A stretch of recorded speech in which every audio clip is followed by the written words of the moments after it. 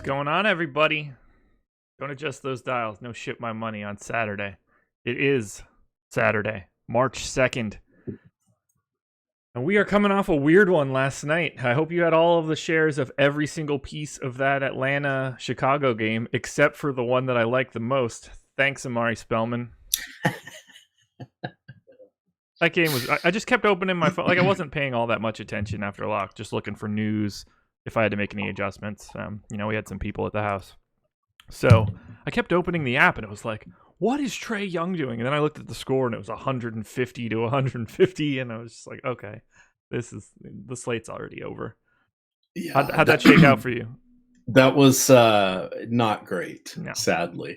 I had some Spellman. I didn't have very much of the two guards on either side, and I was okay with Markkanen.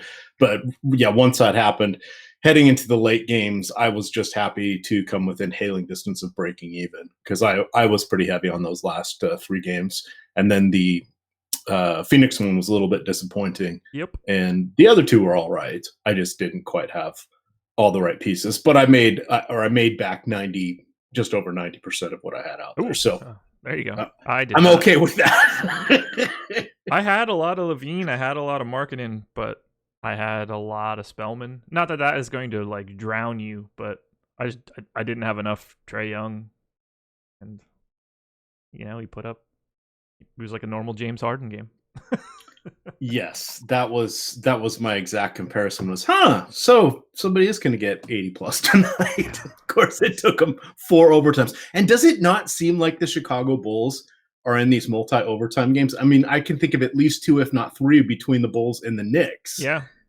Since 2015 that have gone to 2 or 3 overtimes, not meaning just 1 overtime, but I swear it's always seemingly the Bulls. But yeah, it broke everything. So. Did you play that on DK? They had, I don't know. There's some new movie called Triple Frontier, and they had some game where you pick 5 guys for 3. So I played it. I won $1 in it because it was some $10,000 free roll or whatever it was. But I got 2,000th ish. I beat another 50,000 people, but that was the one lineup where I had Young, Levine, Markkanen. I think I had Brogdon, and then D'Angelo Russell of all people let me down and only made 1 3-pointer. It's just a weird night, an absolutely weird night. Not fun. I hate when that happens right out of the gate. And it's like, okay, well, every single lineup that doesn't have these guys cannot win anything major. You just can't. You can't get there. So, started focusing on my Trey Young plus Markkanen plus Porter lineup that I had, and then that one just died. So, thank you very much, Amari Spellman. In a game where you go to multiple overtimes, you get 17 fantasy points and get hurt. And well, I guess, yeah, got hurt, but 2 Dedmon and somebody else fouled out of the Atlanta starters. Yeah, so Dedmon went for 40. Len went for a bundle. Yeah. That's gross. I hate it. Pain and suffering. But we got a new day, Josh. We do have a new day, and it's a big Saturday slate. I hate that DraftKings doesn't make an all-day slate because there's no all-day CSV export for DK.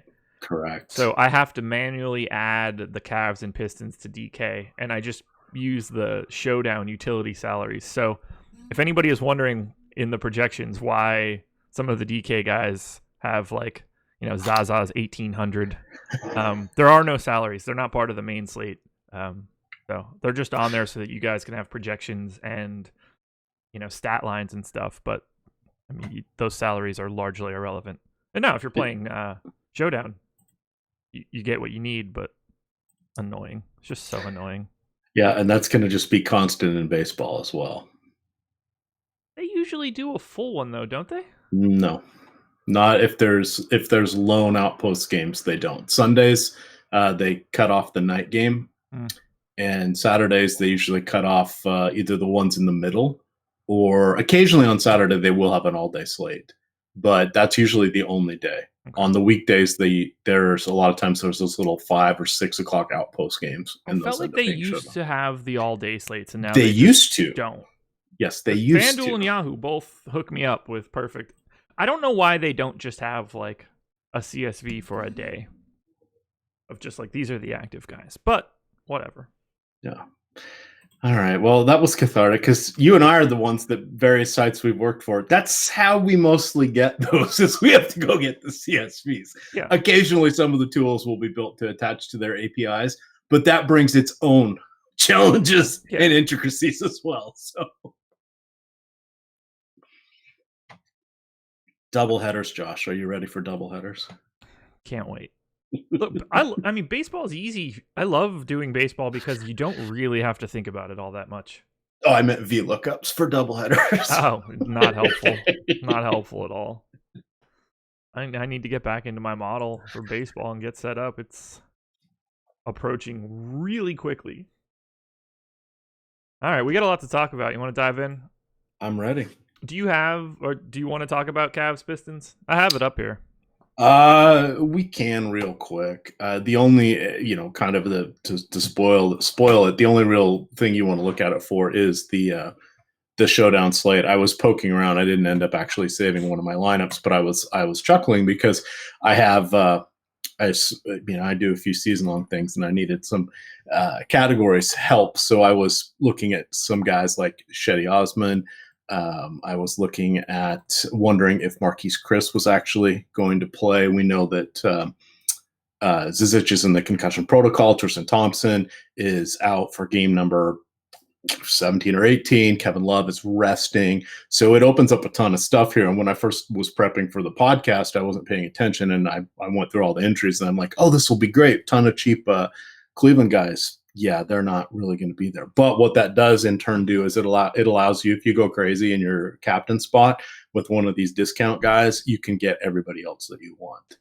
And that is definitely a way to look at it amongst the players that are going in this one for Cleveland. Is Larry Nance actually going to get enough minutes to double-double, Josh, with everybody out? He has to. I have him in for 36 right now. So if you're playing the all-day slate on FanDuel, he's a no-brainer.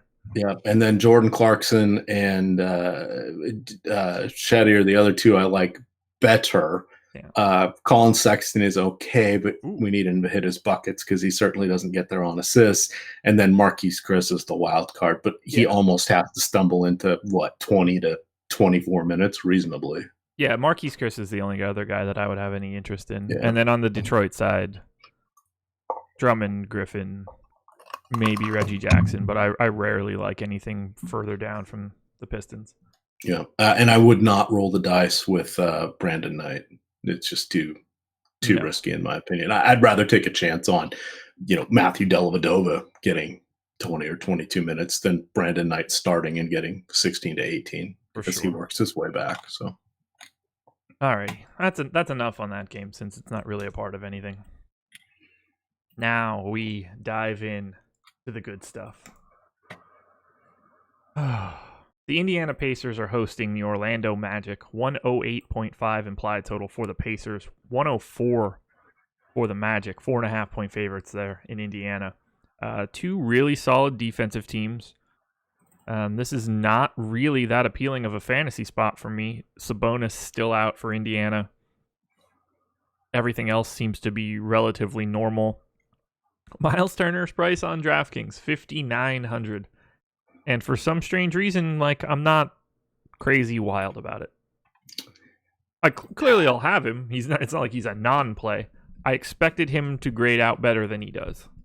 I would have thought so as well, but then here's the underlying things. He has not really been that great in his last half dozen games, and Sabonis has missed at least 2, if not 3 of them.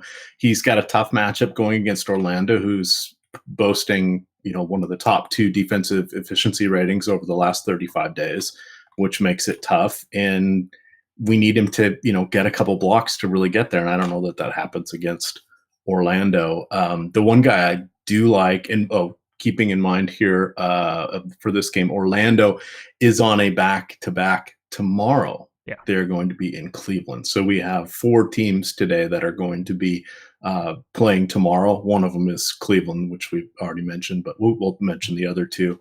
And one of them's Detroit. So really it's only Orlando and OKC. And then we have 6 teams that played yesterday that are playing today.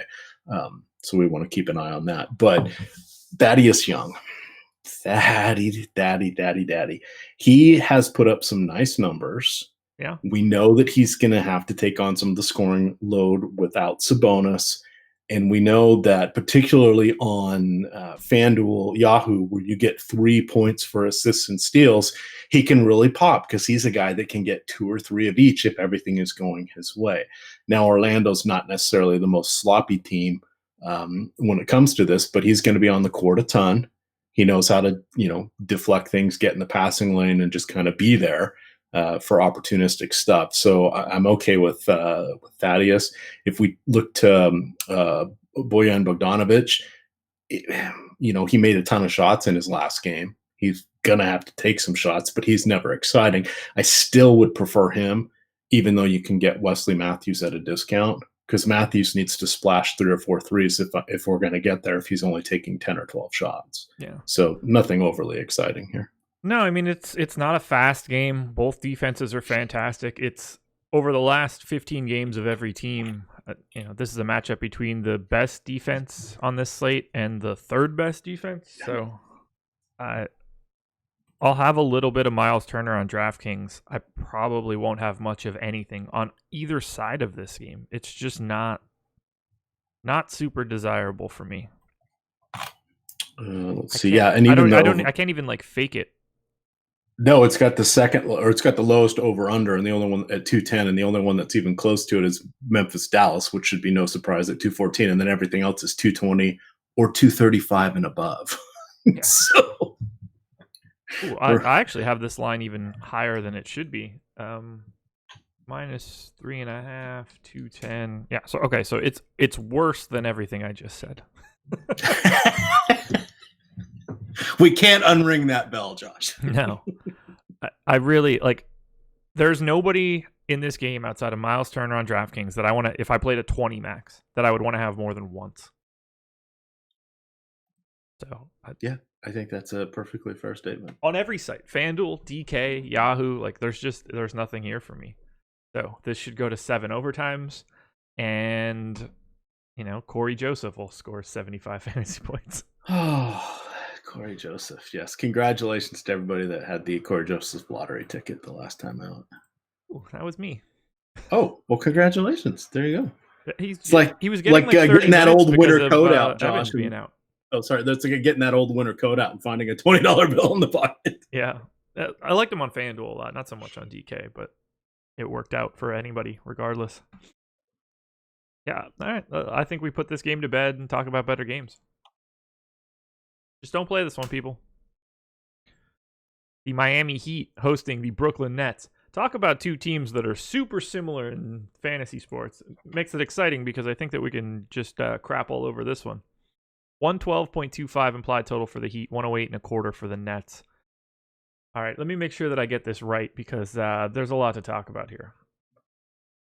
Goran Dragic, Kelly Olynyk, Hassan Whiteside, James Johnson. Questionable. I find this game questionable. Look, I can't say it's a pace-up spot for the Heat. If all of those guys play, I don't want anyone. I don't have any takes because everything matters based on who's in or out. So keep a close eye on it. If 2 or 3 of those guys end up sitting, there's going to be value and opportunity that opens up for Miami here. There's nothing that I can say right now that is going to be valuable to anyone. No one grades out well if everybody is in. So stay tuned till later on in the day when we get more information, because right now I don't have any Heat takes. Do you? No, you're absolutely right. It all depends on who's out. The 2 guys we want to get to would be Adebayo and Olynyk. Olynyk's kind of dinged up with the sore ankle, but we really need James Johnson and or Whiteside to both be out to make those guys palatable. Yeah. Dragic's dealing with a new injury. This is a calf on his left leg, and his right leg is where he had the knee surgery. So yeah, there's just too many moving parts. And even with Winslow, or Wade, they're relatively healthy, but if these guys start to come in, well, then that just diffuses the ball handling responsibilities. So yeah, Winslow will look good if people start dropping. He's only 5K on DK. basically the best thing that you can do to pay attention to Miami is find out the guys that are inefficiently priced across FanDuel and DraftKings. So on DK, it's Wade, it's Winslow. On FanDuel, it's Adebayo, it's Dragic if he's playing. Like, those are the guys that I would focus on to start. And then as you get more information, pay attention to my projection updates. But I can't point anything out because they're across the board. It's like every position's got a guy that may or may not play. So the impacts are through 9 guys. Yeah, and Josh Richardson at 58 on DK and 65 on FanDuel pops if 2 of those guys are gone. Any 2 of them are gone. Yeah, and he's a guy that you can sort of just like, if you really like Josh Richardson today, regardless of news, like go for it because he's not going to be impacted from, at least from a playing time standpoint, no matter what happens here. Yeah. But it's hard. It's just shot attempts and ball handling for him. So speaking of teams who I have no idea who to play, the Brooklyn Nets are on this slate, and much like the Heat, only even worse, I want nothing here. 0, zilch, nada, nuts. Rondae Hollis-Jefferson now back in the rotation, playing the 5. The total minutes for Jared Allen and Ed Davis did not total 48 yesterday for the first time in a while. Don't play a net. Do you think a lot of that had to do with Seller? He's played in the last 2.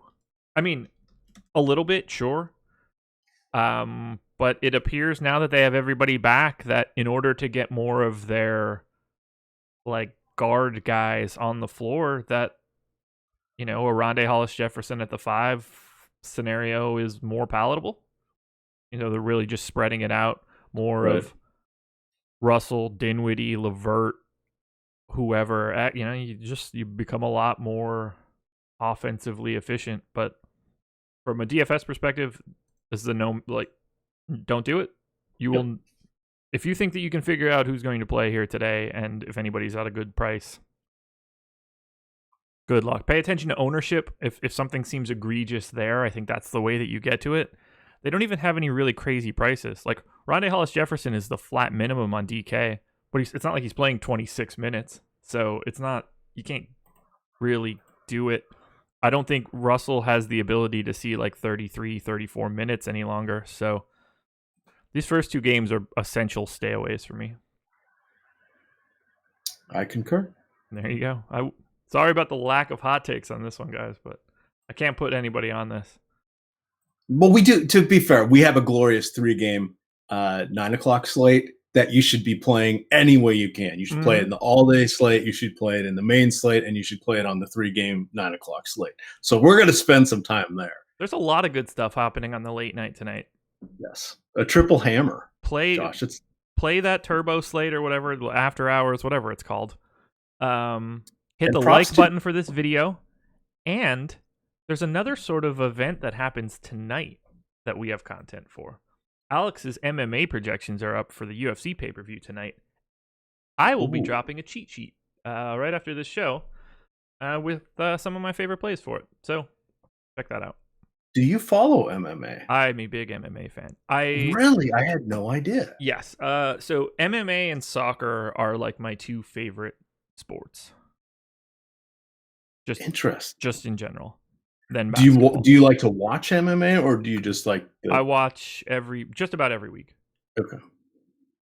And at the very least, I'm catching any of the main fights from like TV cards and stuff.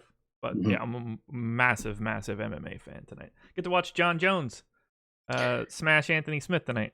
It's exciting. Yeah, there is that. I read about it. I dabble with it occasionally. I find it fascinating. I just don't like to watch it. Oh, I love it. I've been for the carnage. A decade plus. My cousin's husband was like really into jiu-jitsu when I was in high school. So I got exposed to it at a time before the Forrest Griffin Stephan Bonner fight that sort of like sprung everybody to it in the first season of The Ultimate Fighter. I was watching before that just because of my cousin. Like, he would get pay-per-views and like Japanese tapes and stuff like that because he was just really into martial arts. So it's been like probably 15 years. It's my sport. Anyway, nobody cares about that. Ooh, hold on. I got to close my office door quickly. I hear the wife is back from her beach walk. Yeah, no problem. Hey, reminder, guys, if you've not yet signed up for Osmo, you can get 50% off any 1-month package, promo code NBA Strategy. If you pick the general premium 1-month package, throw in Fantasy Country, you get everything. And it sounds like we're going to want to be doing that tonight with MMA projections. So I will be playing MMA tonight. If you are going to play MMA, you'll want to enter the contests early because they tend to fill up quickly on DraftKings if you want to get in the really big ones. But don't worry, you can get in some of the leagues and the smaller size ones and a lot of towards the end, and that's when a lot of people are jumping in that don't really know what they're doing, or just putting something down somewhere so they can watch the card and have some people to root for. So there is a bit of an edge there. So that is a sport I dabble in, even though I don't watch. But as I was mentioning to Josh, I read most of the recaps and I read a lot of the analysis for it because I just find it fascinating what they've done and how they have their stable of fighters. And it's been really rough the last 18 months, maybe 2 years, because so many people withdraw before the fights. It's because they're running them into the ground. They don't have enough people, and they keep putting these guys and gals out there into the ring too quickly, which is a little unfortunate. But it is kind of an interesting one to read. I just don't like watching people get concussed. Depends on the people. There are some people I would like to concuss. Yeah. I don't like to watch it. So I'm also missing my my Liverpool squad playing right now. Oh no. Yeah. What are you gonna do? It happens. Oh no, they don't play right now. Today's Saturday. God. I will be missing them tomorrow. That's for sure. I forgot they play tomorrow. Anyway, let's move on. That's enough about MMA and soccer. Got another game that's not great. And then we get and actually start talking about real stuff. The Dallas Mavericks are hosting the Memphis Grizzlies. 108 implied total for the Mavs, 104 for the Grizzlies. On the Dallas side, we have one piece of news to keep an eye on, I think. Yeah. Tim Hardaway Jr. is questionable. That will be important. I have him in as of right now, like normal. I don't mind using Luka on FanDuel. I'm not a huge fan of it on DK, just because of, Memphis defense, solid-ish, slow game, just kind of gross. So, DFS for 3,700, okay. Jalen Brunson for 3,800 on DK, okay. There's not a lot of value out there right now. Keep a close eye on Tim Hardaway. If he is out, I think Trey Burke ends up looking really nice. He's going to have to soak up enough minutes, and he's at a price tag where you can be interested. Jalen Brunson then probably sees a bit more minutes as well. But for right now, it's a really big pace down spot for Dallas, and I don't have much interest in anything here. I would completely agree on that one as well. The one spot where you can look to it and where I'm getting some players is DraftKings is running a 7:30 through 8:30 game turbo slate today with 4 games on it, which is kind of fun. Because these are 4 games I'm really not getting a ton of outside of the Thunder and Spurs, but I'm going to be watching them. And this is until those 9 o'clock games start. This is a good one, a good way to dabble in and get some of the players. The ones that are popping for me on this 4-game slate, of course, Luka Doncic, as Josh mentioned, Memphis has the second slowest pace in their last 15 games. Luka just turned 20, so he's a wise old veteran now. Josh, in his last 10 games, he's averaging 24.5 points, 9.5 boards, 7.5 assists, and 4 combined blocks. 0.4 combined blocks and steals in 33.2 minutes. That seems like a reasonable line for him in this one. It's just not exciting, and there's a lot of other players in pace-up matchups. And then I think on the other side, you can look to Avery Bradley, DeLon Wright, Conley, Joe Val on the 4 o'clock or the 4-game slate, but not on the main slate for this one. Yeah, like a little bit of Avery Bradley on DK, a little bit of Mike Conley on FanDuel is fine. But again, I'm throwing this game in the garbage along with the other 3 games to start. Just not for me. Can't do it. Let's see. Oh, ex-Cossack. Yeah, if DK hasn't mailed their taxes, they had to have them postmarked by the 28th. Yeah, I was going to say, like, they need to be in the mail in some form or fashion, or that's super illegal. Or you get fined. Well, back when I was doing CPA stuff, this was 20 years ago. It was $50 per one that you were off, that you didn't send out on time. I'm sure it's a higher penalty than now. But I went in last night and downloaded my 1099 in the DK, whatever they call it, the invoices. Yeah. Now I got to go look and see. Well, lucky for them, it's probably not that many fines that they have to pay out, considering the percentages of profit. You know what? People. That is true. It's called Document Center. So if you go into my account, click on Document Center, you can see that they added it on the 28th. Nothing like waiting till the last minute, DK. Yeah, come on, guys. 10% of the people that you have to send these out to are the ones that are getting them at best. Well, it's better though than 2 of the last 3 years where they sent them out late and then had to recall them. It's like, you guys have all year to do this. It's just data. You would think that this is, a button click. Or, I mean, in theory, it should be. Nobody cares about that either. All right. You ready to actually talk about some games? Yes. One last one. Yahoo. Oh, never mind. I thought they were asking about Yahoo taxes. I was going to say Yahoo doesn't send 1099s. So you need to report all that yourself. So be Allegedly. Smart. Be smart. I'm a CPA. I have to take the ethics exam every 3 years, Josh. I'm going to say the proper answer here. Sure. Your mileage may vary within the comfort of your own home. Yeah. Depends on your winnings. Yes. Take your shot on an audit if it's not that much, is my recommendation. I'm not serious. Don't listen to me. I am not qualified to give... in a way, I'm qualified to give tax advice, but don't listen to me. Pay your taxes on everything that you should pay your taxes on. I'm not trying to joke around. They'd be like, oh, Josh said I could just skip that in 2018. That's not what I'm saying. Okay. Philadelphia 76ers hosting the Golden State Warriors. Now we're getting into it. 119.75 implied total for the Sixers. That cannot be right. I have to have that in wrong. Sorry, for which one? Sixers Warriors. There's no way that's right. Sixers Warriors. Warriors by 5 is what I'm saying. Okay, so then the guys are going to be out for Golden State because there's no way the Sixers without Embiid are favored by 5 in this game. All right, let's talk about Philly. So we've got Philly, no Embiid, no Boban, no Furkan Korkmaz, no Shake Milton. I'm just looking down everybody. So the same team that we just had. For Golden State, Clay is questionable. Durant is probable. Iguodala is probable. Kevon Looney is questionable. I cannot believe the Sixers are 5-point favorites at home. That makes no sense to me. I'm going to Pinnacle. Who is going to sit for the Warriors in this scenario? Or is Embiid just going to sneakily play? Okay, it's this. Oh shit! It is. It's 5.5 at Pinnacle now.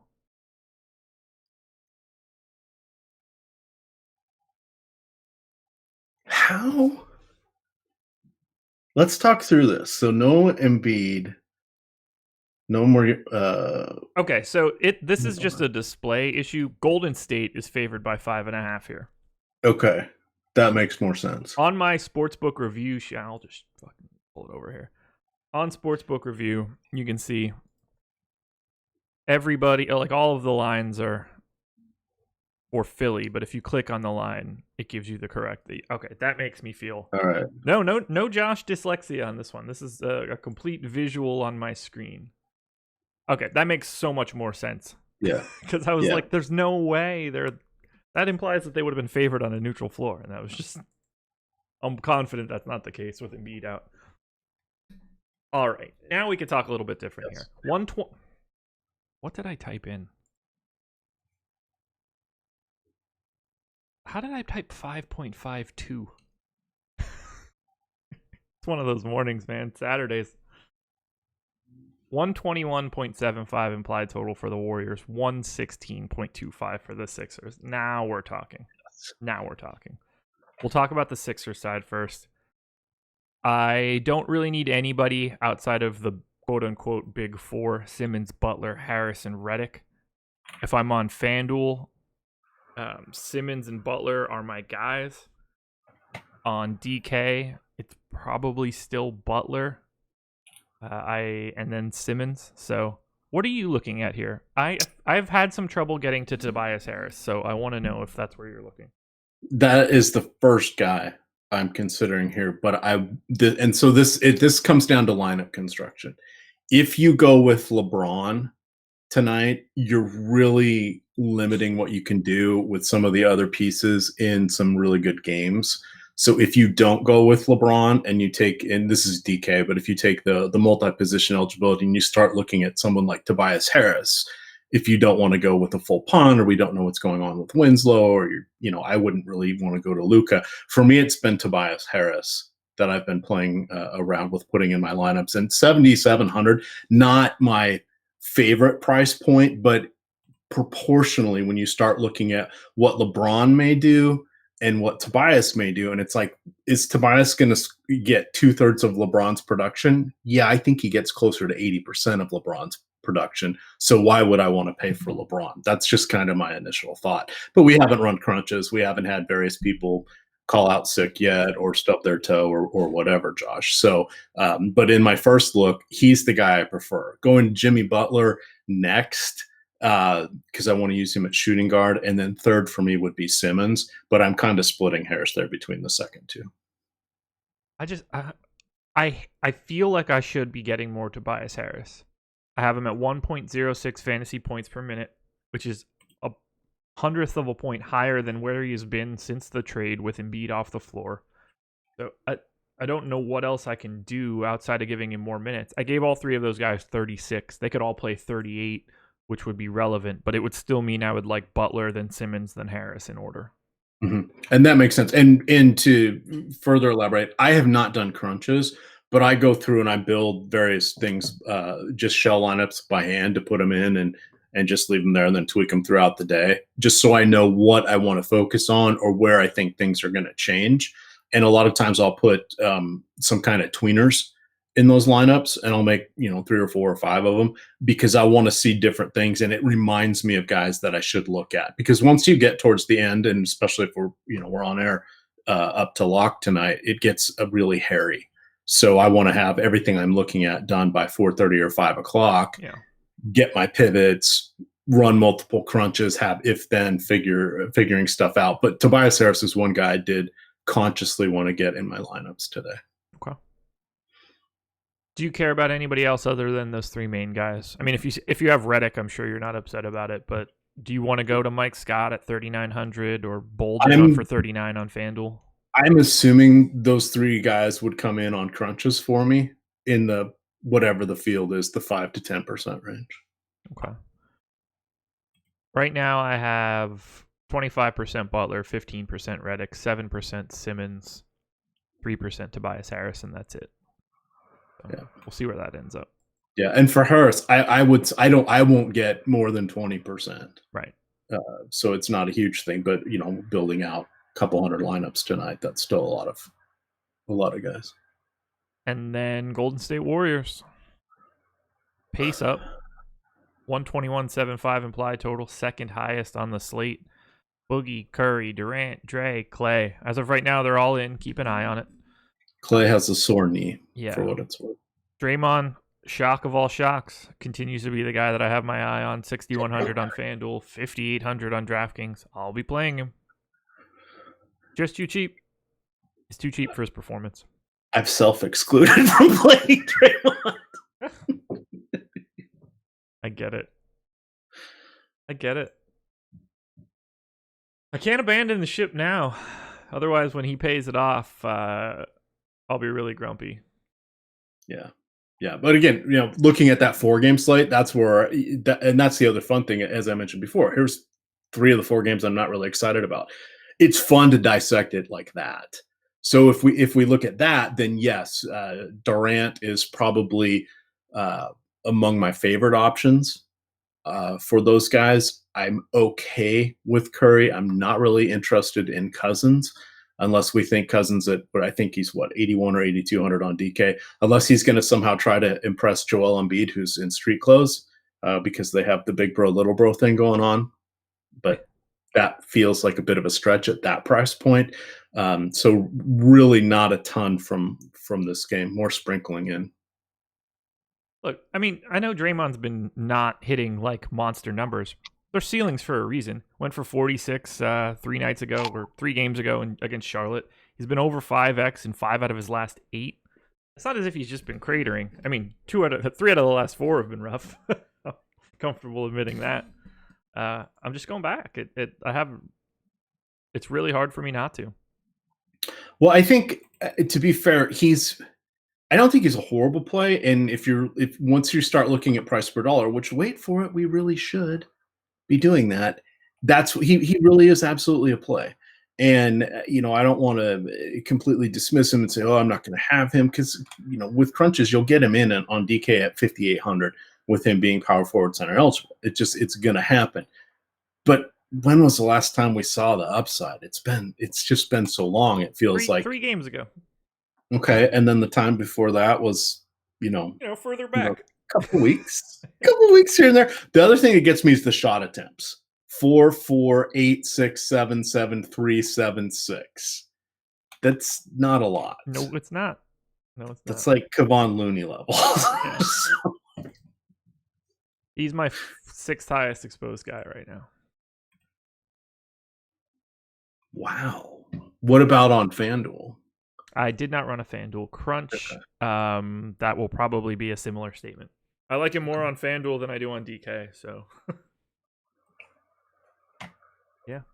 yeah. And this is the whole thing. And we kind of buried the lead a little bit when we were talking about that first game, but we hinted at it with the beginning of the show with the 4 overtime game and all of that.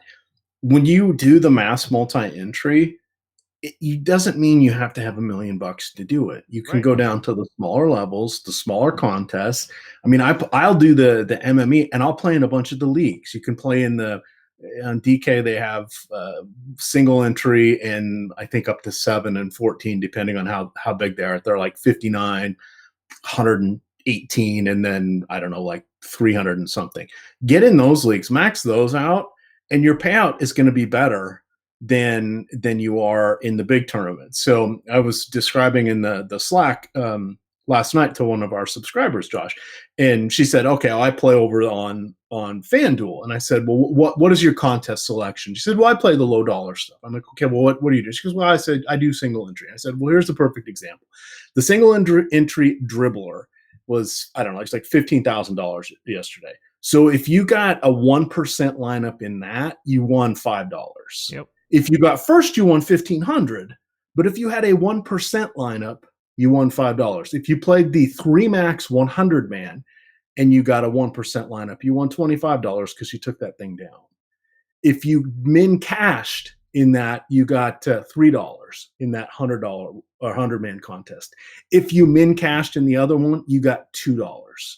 The payout structures are better in these smaller contests. So you enter a bunch of them, treat it like you have 150 lineups, and go to town. Yep. That's so many people miss that. And it's just, it's the difference between, yes, I don't have the unlimited upside of a 5-figure score. All right, well, how often do you ever really get that? I have one weekend like that a year. Yep. That's it. So, but I don't deposit. I don't redeposit because I don't have to. Exactly. I get to withdraw. It's perspective. And I think that's something that gets lost on people, and especially at this time of the year. And I'm just bringing this up because I know our fans in the Yahoo chat or the YouTube chat get a little squirrely, and this gets frustrating. This is how you kind of stay alive in the doldrums when you're just down to the people that know what they're doing after the All-Star break in NBA. Just drop down in contest size, drop down in buy-in, and have fun. Play $100 or $200 a night. It's a good time. Yeah, I promise. Winning will still feel like winning, even if it's a smaller amount. Yes. Because Duke Lelouch said it best. He likes winning because it's better than losing. So true. Durham Bulls. Shout out Durham. I've never been. Durham's like 2.5 hours for me. 2. I'll have some Cousins. I'll have a little Curry and Durant on FanDuel. Not so interested in Curry and Durant on DK. Keep a close eye on Clay being in or out. I haven't looked into it all that much yet. But I will have updates if Clay gets ruled out. But for me, Draymond and Boogie are the two guys that I'd like the most. It's a great game to target. There's a ton of the high end. Probably going to need to get this game. Probably going to need to get the studs right in this game to have a shot. I would expect the best person out of this Philly Golden State game to be essential. To San Antonio we go. Spurs and Thunder, 117 implied total for the Spurs, 113 for the Thunder, so 4-point favorites. Pour one out for Pau Gasol's Spur career. Heading to Milwaukee now to fear the deer. Bought out by the Spurs yesterday. Gave back like 25% of his salary or something. I guess it's probably pretty easy to do if you want to potentially win a title and you're already a millionaire. Well, he's 38. This probably is it for him. You would think. I don't know. Or you can be Vince Carter. Still yamming on people at 42. Getting quality minutes at power forward and he played like 40 minutes last night. I know. It's crazy. Do you know what the actual total was? I just don't know it off the top of my head, but I'm going to look it up. No, I saw 40 or 41, and I didn't watch the last overtime. Now I just want to know. I want to see if chat beats me to it. 168, 161. Vince Carter played 45 minutes last night, second most on the Hawks behind Trey Young's 56. What? How is that possible? I'd also like to know how you don't shoot a free throw in that time. Vince Carter shot no free throws in 45 minutes. He didn't go into the paint at all? Which is, it's not like he's soft or little. Like, nobody fouled you in a shooting situation? Nobody fouled you in a bonus? Whole damn game was probably in the bonus. The Bulls shot 48 free throws. You should have been on the Bulls. 4 guys played 50-plus minutes. 3 of them were on the Bulls. Craziness. What a crazy game. Anyway, Spurs. This is a monstrous pace-up spot for San Antonio. We still don't have Paul George. There isn't any news from San Antonio that I'm aware of. So we've got Aldridge and DeRozan at the top. I like Aldridge quite a bit on FanDuel at 8,300. I like them both either way, but Aldridge is the guy that I slightly prefer. But I'm going to have a decent amount of Aldridge and DeRozan. How do you feel about those guys? I think those guys are perfectly fine. I think not having Paul George there makes this game rather interesting. We know that, let me get my notes up here, that, let's see, I should have had that, but I was trying to type in ownership. So Westbrook, so this is what I wrote. Westbrook's going without Paul George. San Antonio has the 4th worst defense, ahead of only Washington, Atlanta, and Phoenix over their last 15 games. Dennis Schroeder is also very much in play, though he has not been spectacular. He should see 30 to 33 minutes in this one. He has not topped 30 fantasy points. And I think his last, or maybe twice in his last 8 games, but he hasn't gone below 20 in that same stretch. So solid, not spectacular. I see he's one of the more popular plays. He is my second favorite play on DraftKings. I will have him in probably 50% of my lineups. So match the field, or will you stay at 50 as you? I have 43 right now. I assume I'll have more than that as we get closer to lock. Excellent. Yeah, I love this game, or at least I love him and Russ. Russ on FanDuel for 11-7 is just kind of a no-brainer for me. And here's the interesting thing. So we've got that new article series that will run, 4 or 5 times a week. So I did that today, and we're doing a sort of a cash building block. If you're really only going to build one lineup, who are the guys you want to go to? Who are the guys that are relatively, nothing is 100%, but relatively impervious to news coming out or anything like that, or news should really only make them go up. But I try to pick guys that aren't in those type of situations. So I was going back and forth. Who do I pick for the top play? Yesterday I had LeBron. Today LeBron's definitely in contention. Sure. So's Jokic, and so's Westbrook. So I was digging in a bunch to the Westbrook game, and what made it a little tougher if you were just looking at recent history, is you didn't want to get stars in your eyes because he had a couple monster games against them, but one of them was a double overtime game, and he fouled out in that one. But then how do you look at Paul George being out of this, et cetera? And we were so disappointed with the Philadelphia outcome on Wednesday night with Westbrook, or Thursday night with Westbrook. What are you going to do?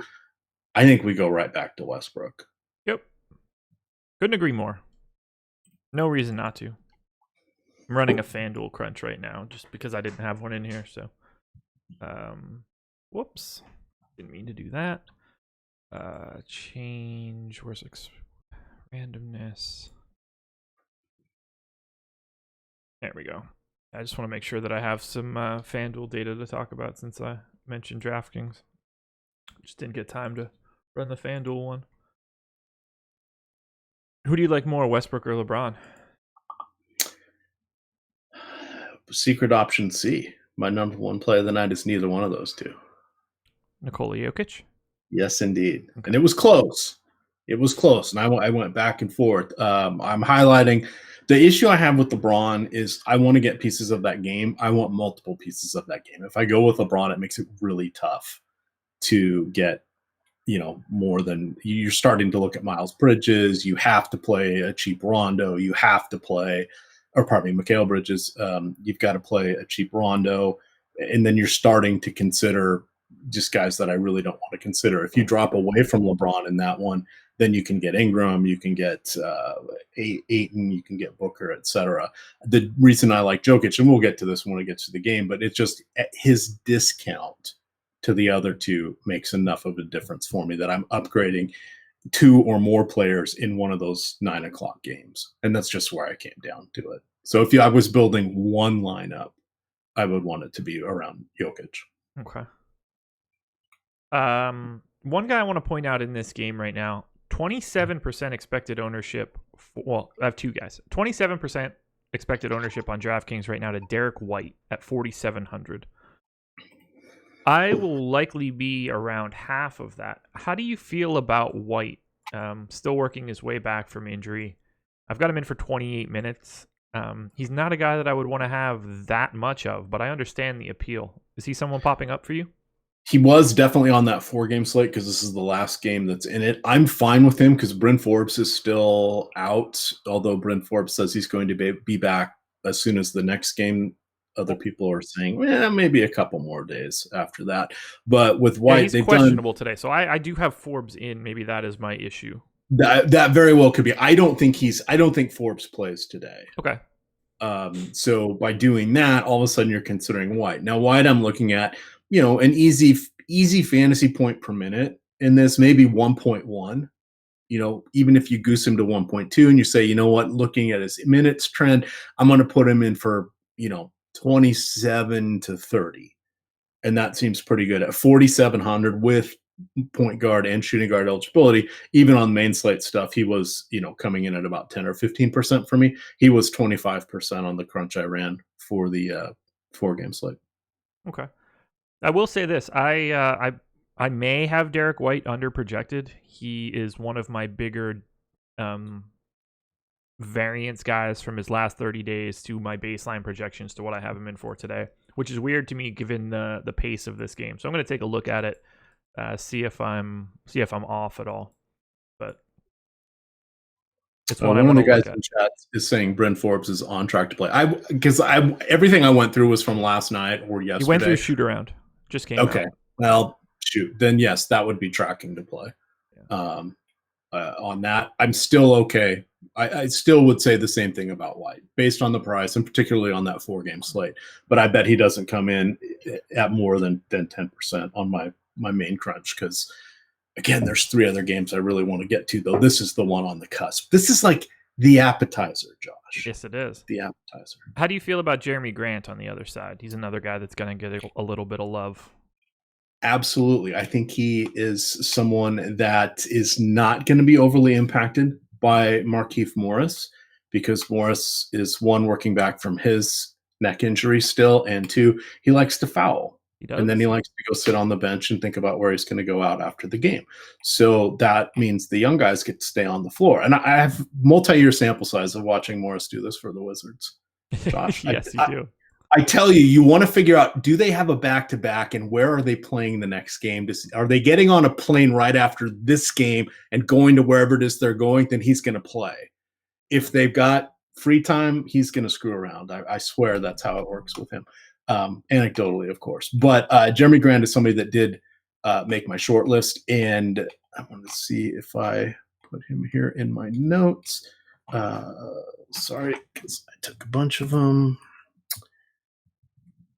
So I said Jeremy Grant has really stepped up in the absence of Paul George. The Thunder are going to need him again. He will not be impacted by Markieff Morris, and he has put up some solid game lines. He can contribute across the board in a variety of ways. And with San Antonio having one of the worst defenses in the league, this is a game where he should pick up some blocks, steals, and other hustle helper stats. That was my note. Yeah, I'll have some. He's chalky, but I'm not as on him as I am on guys like Adams, Schroeder, and Westbrook. What do you think about Adams? I'm going to have a solid amount of him here. 6,300, no ownership whatsoever. I'll take my chances. What are you projecting him for? What about 34 to 36? 36.9 right now. That feels a little high. He's been really just bad his last 30 days. So I might adjust a little bit down, but either way, I want to have shares if he's not going to be owned at all. God, he does not block shots, does he? Spurs over the last 2 months, dead last offensive rebounding. So, if he can soak up a couple, I mean, I know that's generally Westbrook's jam, but a couple extra rebounding opportunities there, I'm interested. In his last 19 games, how many double-figure rebounding efforts do you think that? Well, since you're asking me, I guess the answer is probably not that many. The answer would be 3. There you go. So it seems like a perfect day to pick up a fourth. God, he's not even averaging a block a game in that stretch. Nah, he's been real rough lately. Wow. Yeah, that's just, I would have thought that's one of the guys that I didn't realize how bad it had really gotten. And I don't want to say bad, how empty some of his categories had really gotten this year as compared to the last 2 plus. And I am not going to have much Derek White tonight. Why is Forbes in? Oh, no, I'm just I'm looking at his rates for this season. Oh, Nothing gotcha. crazy. Nothing's really changed for this team. So for the season, with Pau Gasol off, that's the only piece that I really think that is relevant in this scenario. Derek White is at 0.89 fantasy points per minute on FanDuel. I've got him at 0.92 for today.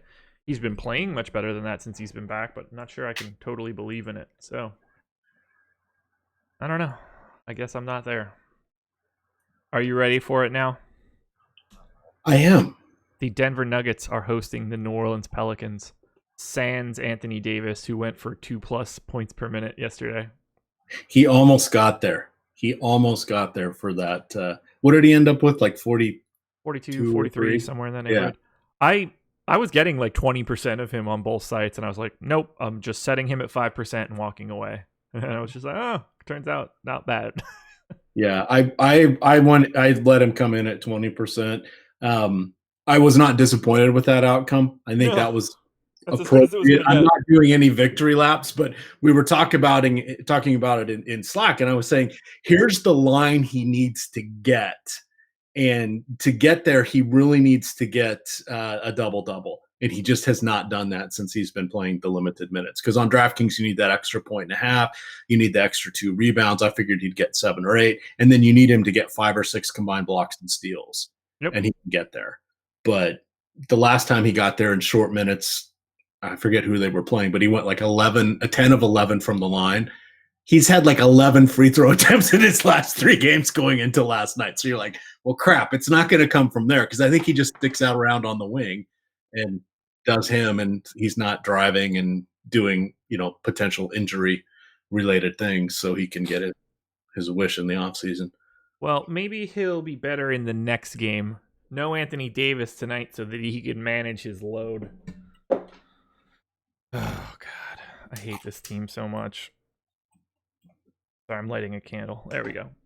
All right. The floor is yours now for the Nuggets as 13-point favorites at home. Pace up spot. Nikola Jokic, 11-1 on FanDuel, 10-2 on DraftKings. Chalky, chalk, chalk. He is third on DK right now, sixth on FanDuel. How you feeling about the best offensive center in basketball, Nikola Jokic?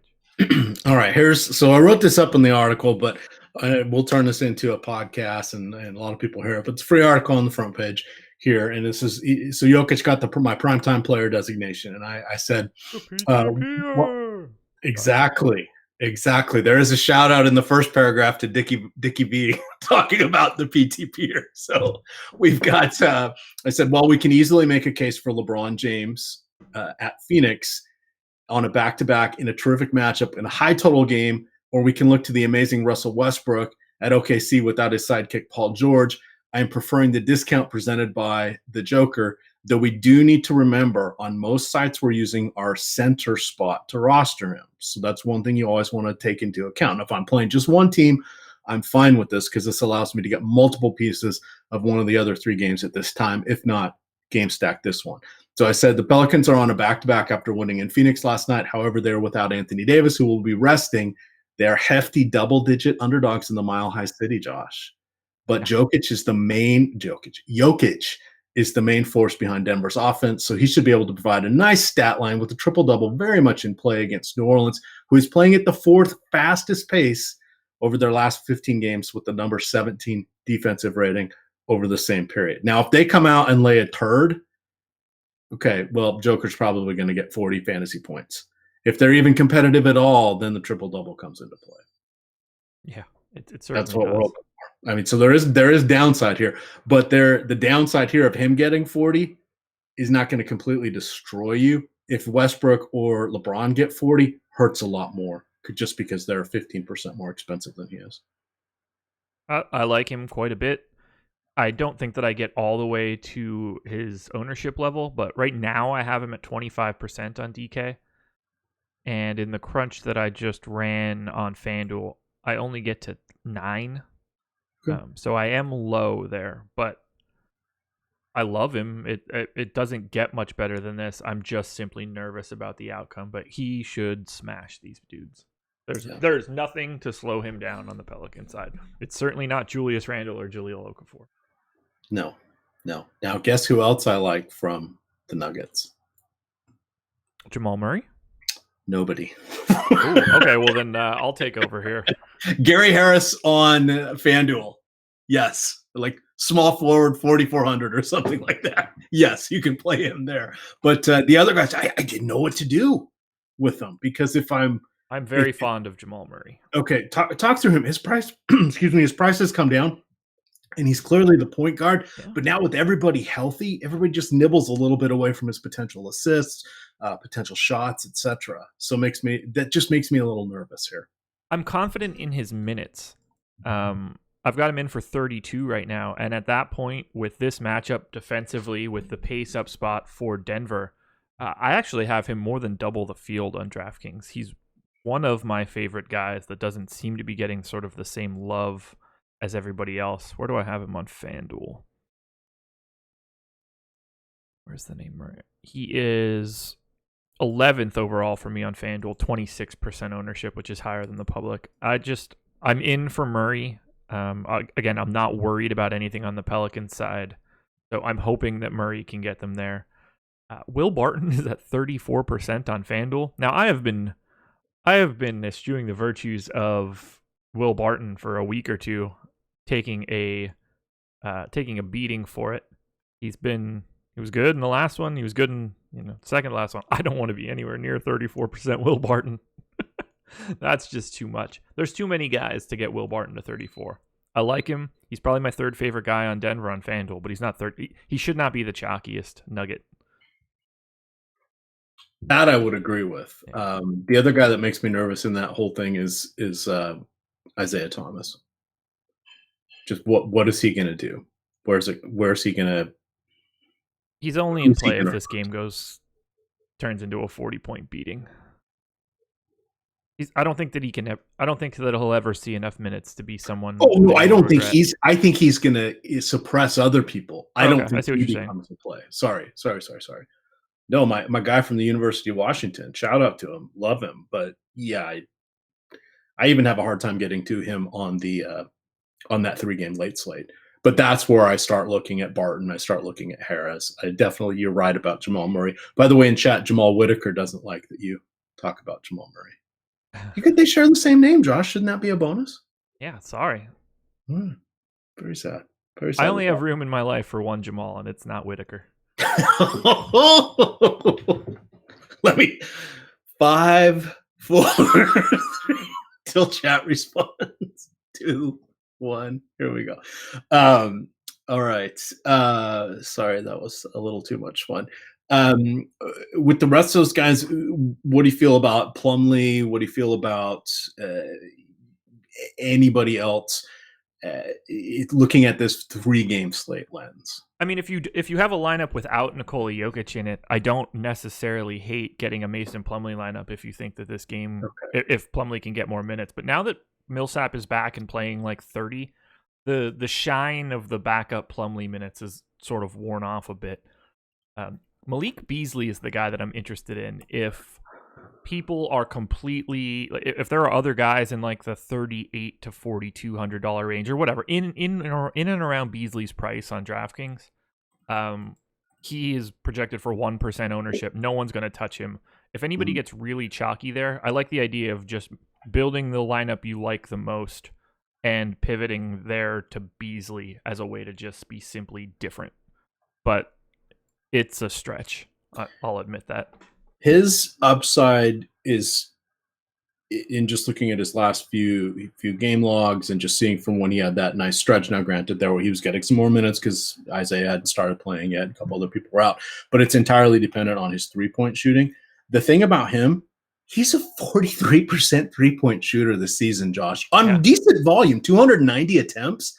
I did not see that coming at all. Now he's taking less of them per game, but there's nothing that says, I mean, you see it all the time. If he goes down and 3 out of 4 possessions in one stretch, all of a sudden he drops 3 triples, which could happen. Now you're cooking. Now all of a sudden you're like, wait a second, this guy can get me 25 or 30 fantasy points tonight. That's pretty solid for sure. So, but that's what it's gonna take for him to do something. How are you feeling about the Pelicans side? No one really standing out, but we've got Check Diallo at 23% ownership on FanDuel and 19% on DK. How do you feel about that? Here's what I wrote up. So I wrote up 2 what I called placeholder value plays. And one of them was Dennis Schroeder. And then the other one is Julius Randle. So I do these in the morning. So it's before our ownership comes out. But I said for Randle, my whole point on this was, yes, it's a back-to-back at altitude. In his last 9 back-to-back games this season, Randle is averaging 32 minutes per game, 24 points, 8 boards, 3.5 assists, and 1.5 combined blocks and steals. The only number among that sample size of 9 games that's worse than his full season line is the rebounds. He's averaging 9 rebounds per game, but only 8 on back-to-back. Every other one he's averaging more. Now, that doesn't mean that's going to happen tonight. Yes, they're going up to Denver. It's not like he's a stranger to playing in Denver, having been with the Lakers and such. So that's not going to be anything new. But it's not the easiest of matchups at 5,280 feet. But if he gets anything more than 30 minutes, I think he's going to do quite nicely for us at 8K on DraftKings and at 9K on FanDuel. And since returning to the starting lineup, he has played less than 34 minutes only twice. And I think it was 28 in both of those. Okay. So for me, where I'm saying is I like him. I don't think he's on per se a minutes limit. I think if we get 34, I'm doing cartwheels He's averaging 32 in the other 9 back-to-backs. Now, not all of those were missing Anthony Davis. Some of those he was coming off the bench. Some of them he was starting, etc. But it puts me in a nice spot where I really like him. I think we can consider Kenrich Williams. I do too. I didn't know what to do with Check Diallo. I don't know who's going to start. Is it going to be? Do they slide Randall to the 5 and do they bring in Check? Do they start Jahlil Okafor? They don't ever play Check Diallo enough. The last game that AD sat, he played 19 minutes. The most minutes he's played in the last month is 26. I gave him 18. I don't understand why he's so chalky. Starting. I don't want him or Okafor unless one of them starting. Right. Yeah. And like if Check Diallo starts, like I'll want a little bit. I have no idea. I don't understand why he's chalky. Are people just making the direct pivot in? I mean, like we talked about Harry Giles. I mean, I wrote him up yesterday and said, yeah, I think he's going to get 20 minutes. I think he's going to get 4 to 5 more minutes than his 16, but he's not going to be a direct replacement. Those are my exact words. He's not going to be a direct replacement for Bagley. It's just not how it's going to work. Okay. Diallo's not going to be a direct replacement for Anthony Davis, even Anthony Davis at 25 minutes per game. That's not how it works. So like, I don't Stanley know. Johnson got 17 minutes in that game that Anthony Davis sat out. I think that's more like I assume that he gets some run. I think that Kenrich Williams plays more at the 4, which is helpful. Mm-hmm. Given the choice between Williams and Diallo, I'm absolutely going to Williams. I like Williams more without looking at the ownership. If one of them is 19% and the other one is 1%, it makes my decision even easier. Yeah, I would agree with that. And my note on Kenrich Williams, I said if you feel the Randall play is too risky, then it makes sense that minutes in production would trickle to Kenrich Williams. Now, for that, I mean more, he's going to have solidified minutes probably up to 34, 35. He generally plays close to 30. But if we go back over his last, I think it was like 14 or 15 games where he's moved into the starting lineup, he has hit 30 fantasy points in 5 of the 6 games where he's had at least 10 field goal attempts. Most of those, it was 10, 11, or 12. So it's not like he's shooting 17 times and he can get to 30. Okay, I feel like he could get to 30 with just a little help. Just a little help. I don't know what the hell's going to happen with Check Diallo. And he's not that much of a savings for me to go to him over the guy who is starting and who should be on the court for 30 to 34 minutes. Yeah. Getting Kenrich Williams to have more minutes at the 4 is massive. He sees a dramatic change in his rebounding rate when he's playing at the 3 compared to the 4. And with AD out, he's just going to be able to bump up a little bit. So I have interest there. It's not like I'm saying to jam him in, but if Check Diallo is at 19% ownership, I'm fine. I don't see it.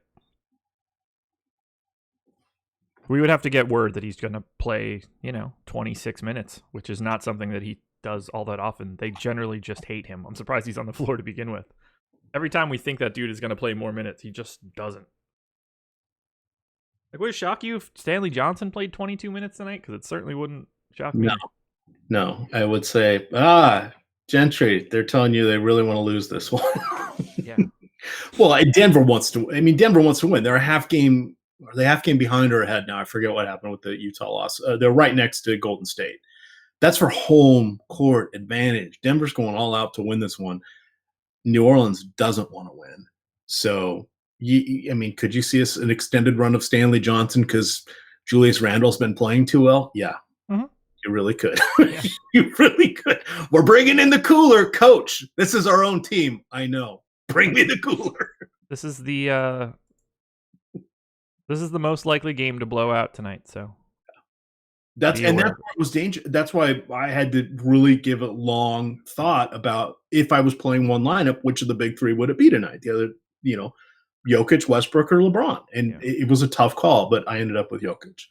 So, but I'm belaboring this because I want people to understand. There's a lot of thought that goes into these articles here and such. So it's not just, I can type real fast and I've written 1,500 articles. I can bang them out, but I like there to be some substance behind them, Josh. Very key. 2 more games. Let's head to Phoenix. This 9:00 set is perfect. Oh, that's not where I'm supposed to type that. Phoenix. There we go. And hit the like button, people. If you hit the like button and we get to 100, Josh will pour a glass of wine to go with the candle he just lit. No wine at well, it's 12:14. I could probably do that. Don't you want to get on who's your favorite team again? Not the Spurs. It's Liverpool. The NBA? No, soccer. Oh, Liverpool. So they're 6 hours ahead, Josh. You have to transform your way of thinking. It's 6 o'clock in London right now. It is. Little glass of wine. Get glass ready. Of vino. There you are. This is an amazing game, Josh. Lakers by 7, 234.5 over under. The Lakers number 6 in pace. The Suns number 10, and they're both bottom 4 defenses in the last 35 days. Yeah, this is both on a back-to-back. Defense is not a priority in this game. Now, Suns 9% worse than average. Lakers 7% worse than average over their last 15. Massive pace up spot. Huge total. Devin Booker, DeAndre Ayton, Mikal Bridges for 3,800 on DraftKings. These are some spots that I'm looking. LeBron, a ton. Ingram, Kuzma, Rondo smashing again. I cannot get enough of this. It's too advantageous of a matchup. Let's see. I have Rondo's my number one guy, 72% right now. I'll keep a closer eye on that, but it's what I had on DK. Number one guy on FanDuel as well, 57% for me. I will be right there with Rondo, but there's no limit to the amount of this game that I'd like. So I did a little popcorn machine game flow surfing for this game. So I looked at the last two because I wanted to see what happens with Ingram and Rondo now that Rondo's in the starting lineup and Kuzma's moving to the 5. And I was worried that Ingram was going to lose some of his facilitating opportunities. But in the first game, so this was against Milwaukee, there were only 4 minutes during the entire game where at least one of Rondo and Ingram was not on the court. And then they each randomly, and this is not the same 4 minutes, but they each randomly got 4 minutes without the other. Okay. Last night, one of them was on the court the entire time. Ingram had 8 minutes without Rondo, and Rondo had just shy of 9 without Ingram. So he's the reason I wanted to point this out is LeBron's going to be LeBron, and LeBron's in there for a lot of these minutes and stuff. And I didn't break it down even further with him. But what I wanted to point out is it looks like he's purposefully staggering them. Mm-hmm.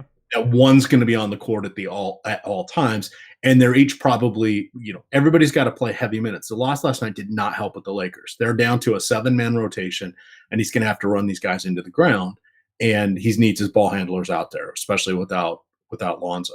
So I like them there. I like the fact that there's always going to be one of them in the game, and I like that probably a quarter of their time is going to be without, all three of adding back in LeBron on the floor with them. Okay. I want to watch this game. There's just too much going on at night. And Jazz Bucks is just a more fun. Well, it's not a more fun game to watch, but it's a better game to watch. Can't be saying that Jazz Bucks is fun. Yeah, I will have the most exposure in any game will be in this one for me. The guy that makes me the most nervous is DeAndre Ayton. It's like he's hit the second rookie wall. Yeah, 1.06 FanDuel points per minute over his last 30. The benefit here is they don't really have anybody to deal with him. Is this a spot where we get a lot more minutes of JaVale or Tyson Chandler? Or are they just going to hope that Kyle Kuzma can stop DeAndre Ayton? I don't think they're even going to try to stop him. I think the whole plan is they're going to outscore Phoenix tonight. Because I went through and I was looking at that. So Chandler didn't actually play last night. Yeah, I don't have him projected in here either. Yeah, that doesn't mean he's going to play tonight or not. And Miguel JaVale, yeah, very good there, Eric. Very good. JaVale McGee, I can't remember. I don't have that game pulled up anymore, but I want to say he played 14 minutes or 17 minutes last night. It wasn't much. And then it was who was it? Bullock started, and then there was one guy off the bench that they got some minutes. Well, let me guess, it must have been KCP or something. But then it was all hammering their key four guys, and I think they're going to have to do that again. So who do you take off the court? Right. I don't think it's really going to be Kuzma. I think the only time JaVale's going to be on the court is if Kuzma's off. And it's not that they're putting JaVale in, it's that they're taking Kuzma out to give him a break. So okay. Yeah, I'm with you. So which makes me really like DeAndre Ayton. If it wasn't Ayton, I'd have a different answer for you. If it was Jokic, if it was, list some other bigger centers that are going to be a problem and a team that's not dying to lose. Right. Different answer for that. But yeah, I'm going to be all over this one. And now that I'm thinking about it, I'm starting to like DeAndre Ayton even more just because, look, if this isn't a game where he can break out of it, there won't be one. There's just not enough to slow him down. Ready to close it out? Yep. The Utah Jazz hosting the Milwaukee Bucks. 114 implied total for the Jazz, 111 for the Bucks. Is that right? Jazz really favored by 3? We saying that these teams are a coin flip? Is that real? I'm not confident in any of the lines that I put in now that they're flip-flopping me. I've got the Jazz by 4. Yeah, interesting. What's the whole landscape of the league in perspective here? If these guys were to play a 7-game series on a neutral court, they're probably equals, but we think about the Bucks as being amazing. Well, but to be fair, this is 3 and 4 on the road on the West Coast road swing for the Bucks. True, that's true. Nice little pace-up spot for Utah. Tough defensive matchup on both sides. Not a ton that I like here, but the price is kind of advantageous on DK. So on FanDuel, I don't mind having some Mitchell, but I'm more interested in the DK prices for Utah. Gobert, Mitchell, Rubio, Favors, Ingles, Crowder. I will have some of those guys. The Favors, Ingles, Crowder, probably 1 or 2 in a 20 max. Gobert, Mitchell, Rubio, probably in like a 3 or 4 for me. How you feeling about the Jazz? So I said my notes for Gobert is I said I think he will be tasked with protecting the rim versus Giannis, Bledsoe, and Middleton on their drives. I don't think he's going to float out to harass Brook Lopez as much away from the basket just because there are going to be so many people he's going to need to protect the rim against. We have to acknowledge that the Bucks really don't have anybody that can in turn slow him down on the offensive side. So I think this is at 7,900. I think this is a nice 40, 45 fantasy point spot here for Giannis. I could see with a little luck him flirting with 50. Yeah. So I like him. The other guys, a lot of it depends on what happens with Rubio. Good God, with Rubio.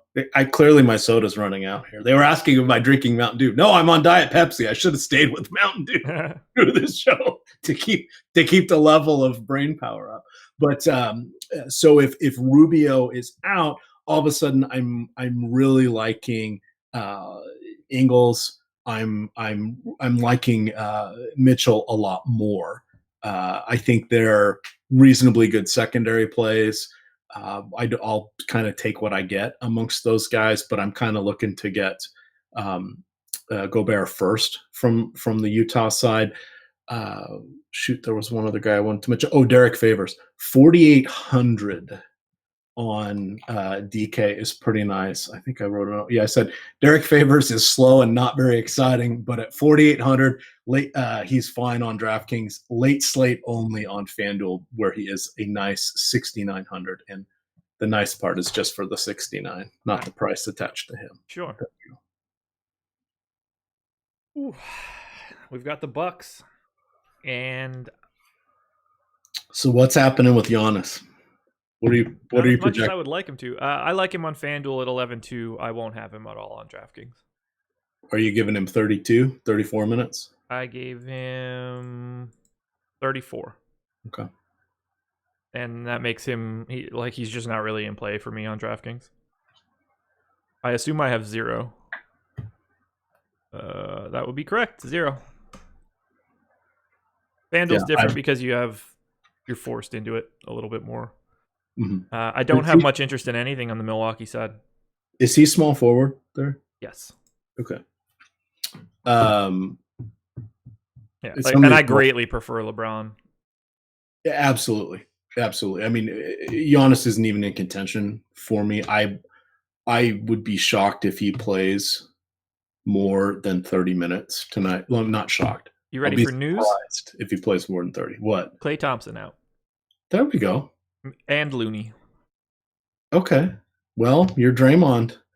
If Draymond gets another four shot attempts, do you think he'll take them? If he gets 4 more looks? No, come on now. Why am I getting roasted?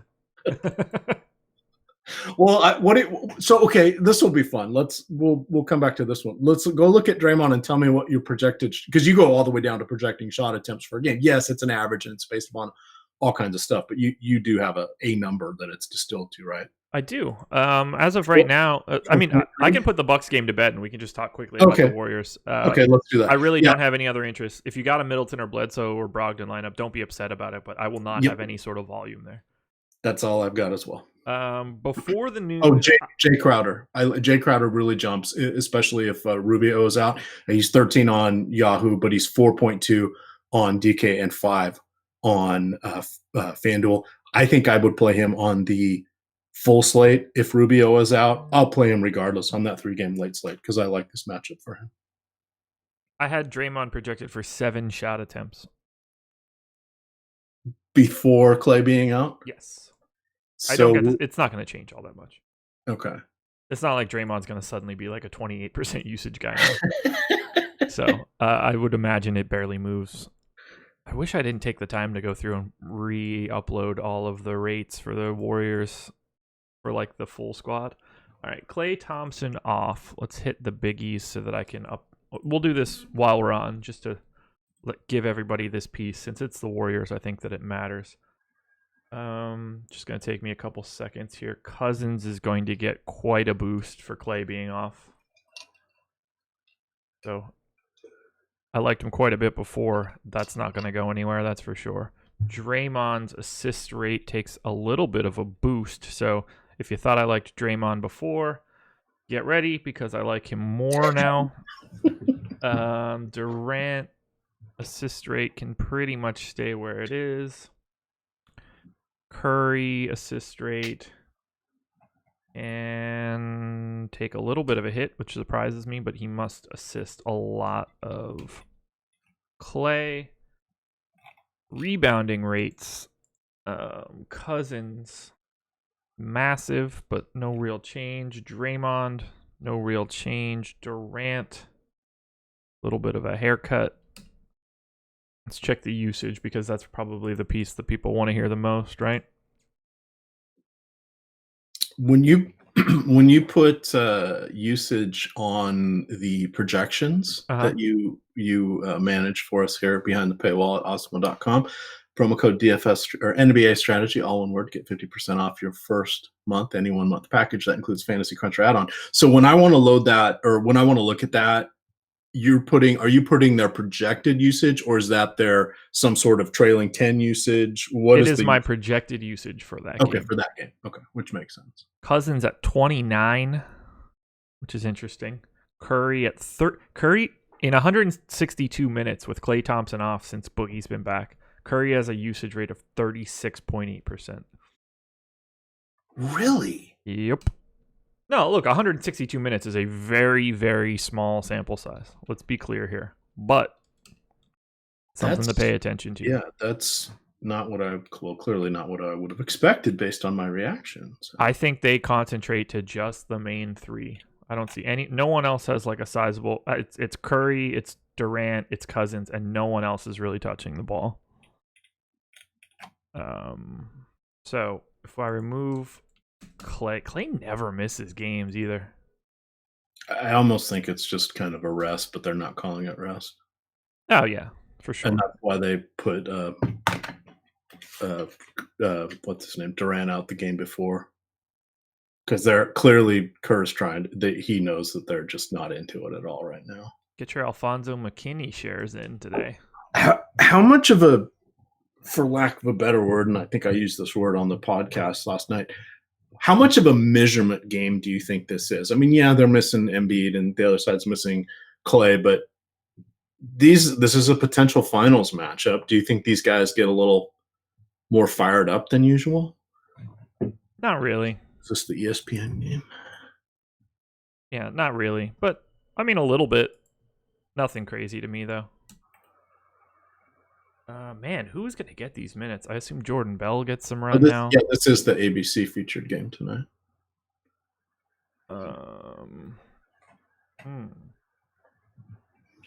14. Draymond Green needs to stay there. Durant. Oh, I didn't take out Looney's minutes. That makes way more sense now. I was like, oh my God, why are these totals so massive? But it makes a lot more sense. Jerebko probably sees a little bit of extra time. And by a little bit of extra time, I mean, just time in general. All right, I think I have my updates in. So I still love Draymond. No surprise there. Still love Cousins, but Durant and Curry are now on my radar on DK. And in particular, on FanDuel, 9,500 for Kevin Durant. Makes it, I mean, the top of small forward in FanDuel is loaded. LeBron, Giannis, Durant, Ingram. Getting that piece right. I know I'm including Ingram, but he's grading out well for me. Getting that right is going to be the key to everything. Would you play Curry and Durant on the same lineup? Probably not. Yeah. If I'm in 150, sure. And I'm guessing, so you aren't going to set a rule for that, but I'm assuming at that point projections plus price kind of make it so you wouldn't get two on the same lineup very often unless you were trying to do something to put them together, right? Right. What does this do, if at all, when you're looking at the other side back to the Tobias Harris, Butler, Simmons conundrum? Doesn't really change anything for me. Okay. So you're still ranking them the same way. I still like Tobias. Yeah. Yeah, still Butler, then Simmons, then Harris for me. Well, there we go, people. At least we got a little bit of news at the end. Hit that like button on the way out the door. E-Mac, you got anything else? I think that's it. Ownership's up. Projections are up. Got that free article on the homepage. You're going to get the deep dive later today. I don't know if it's Adam or Laffy. It's sort of me. Oh, there you go. Yeah, I'm going to just put out a cheat sheet and expand on my thoughts a little bit. Gotcha. Yeah. But hey, we've got this as a leverage piece. And just remember, we got to root Adam on. He's out there at the DK Live Finals. Did you see that he won the FanDuel contest last night? He did. He had like 5 lineups in the top 10. Yeah. Was that the whatever their version of the $7 to $10 one is? It was the second shot. Okay. Yeah, but I saw $10K for first, like 5 for second. That's pretty cool. Good day for him. All right, everybody. Best of luck. Hit the like button on your way out the door. NBA Strategy is the promo code. 50% off your first month with us. Hope everybody has a good night and watch some MMA. Check out the MMA cheat sheet and MMA projections as well. Adios, everybody.